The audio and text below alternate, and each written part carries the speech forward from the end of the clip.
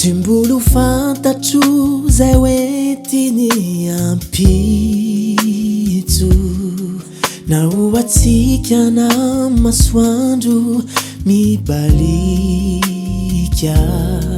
to miafinamikio izay rehetra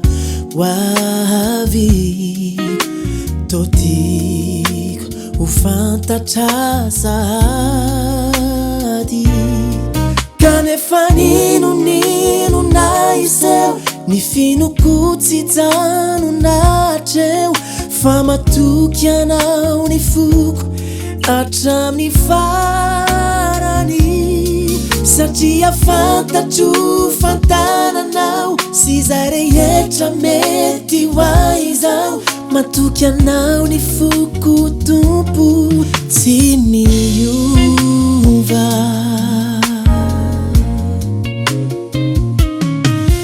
Zaina famiyuvauvy zao rehetra zao toraona miserana sy alokamandao sisy azo ianteherana zay mety hoety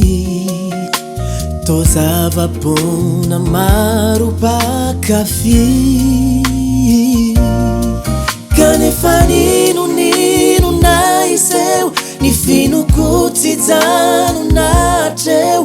fa matoky anao ny foko hatramin'ny farany satria fantatro fantananao sy zay rehetra mety hoaizao matoky anao ny foko tompo tsy miova kanefa nino naiseo ny finoko tsy jano natreo fa matoky anao ny foko hatramin'ny farany satria fantatro fantananao sy zay rehetra mety hoaizao matoky anao ny foko tompo tsy miova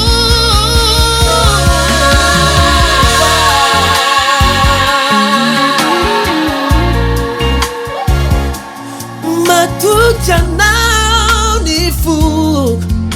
tsy miova